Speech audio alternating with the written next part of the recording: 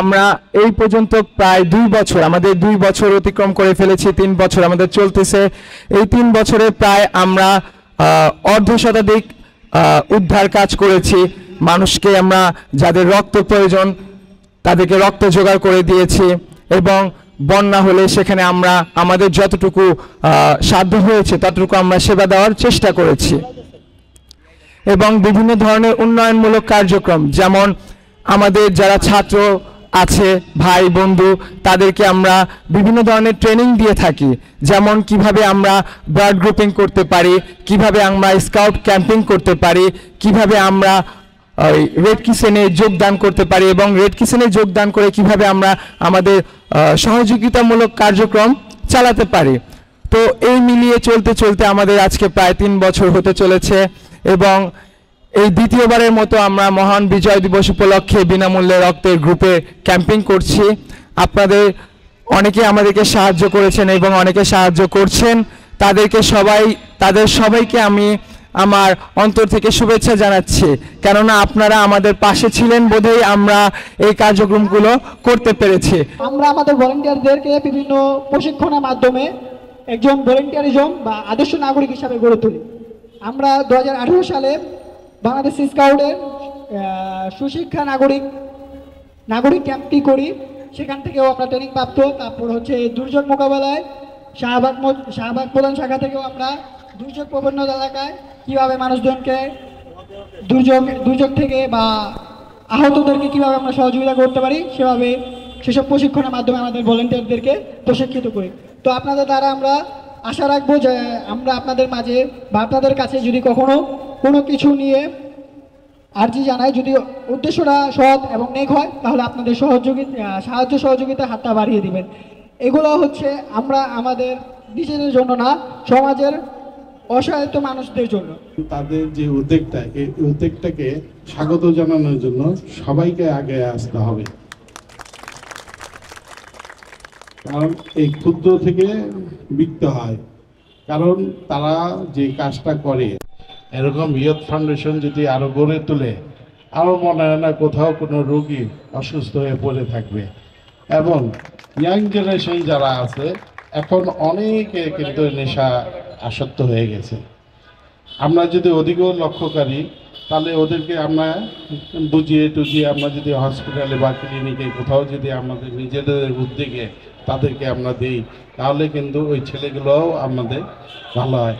আজকে তোমরা যারা আছো, একদিন তোমরা এই দেশের ভবিষ্যৎ, কিন্তু তোমরা ভবিষ্যতে কি হবে আমরা নিজেই জানি না, কার কপালে কি আছে। কেউ মন্ত্রী হতে পারো, মিনিস্টারও হইতে পারো, কেউ ব্যারিস্টার হইতে পারো, শিক্ষক হইতে পারো, প্রফেসর হইতে পারো, হলো ভাগ্যের ব্যাপার।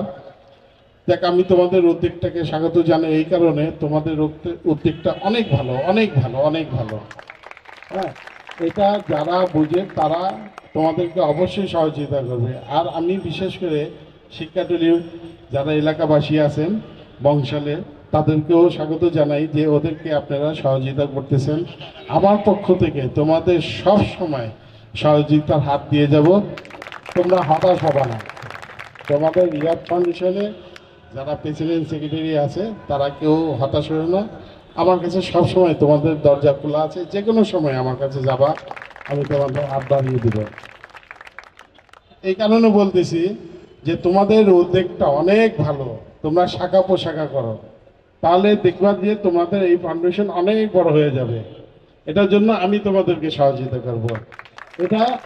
এটা মনে করো তোমাদের উদ্যোগটা নিশ্চয় সৃষ্টিকর্তা তোমাদেরকে বেছে নিয়েছে, তোমাদের দ্বারা অনেক কিছু হইতে পারে।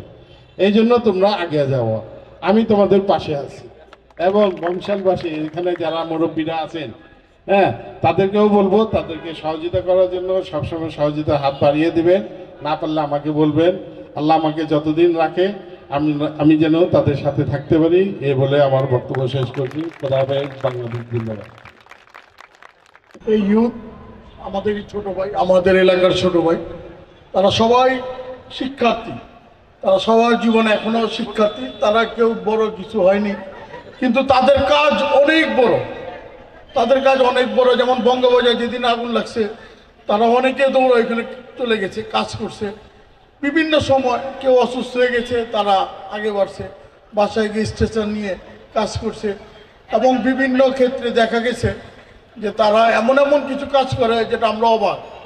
যখন আমাদের কাছে তারা আসলো যে ভাই আমরা এরকম একটা কর্মসূচি করতে চাই, আমি এবং আমার সেক্রেটারি জামাল ভাই আমরা দুজনই খুব খুশি, এবং তাদের বললাম যে ভাই তোমরা এই কাজটা করো, তোমাদের জন্য আমরা কি করব। বললো যে ভাই কিছুই করতে হবে না, শুধু আপনাদের সহযোগিতা লাগবে কাজ করার জন্য। আজকেও আমি বলি আমরা কোনো সহযোগিতা করিনি, সব কিছু তারাই করছে, সব কিছু তারা করছে। তাদের ধন্যবাদ দিলাম, একবার না 3 বার ধন্যবাদ দিলাম, কারণ ভালো কাজের জন্য এই ইয়াংরাই এক সময় আসবে। আজকে ছাত্র জনতা আন্দোলন এই ইয়াংরা করছে, আজকে বিভিন্ন কাজে ইয়াংরা করে, যারা এখন ছাত্র তারা আগামী দিনের ভবিষ্যৎ। তা আমি বেশি কিছু বলবো না, যেহেতু এটা অরাজনৈতিক সংগঠন। আমি তাদের ভালো কাজ করার জন্য আল্লাহর কাছে দোয়া করি তারা যেন ভালো কাজ করতে পারে, এই বলে আমি আমার বক্তব্য শেষ করছি। আসসালামু আলাইকুম।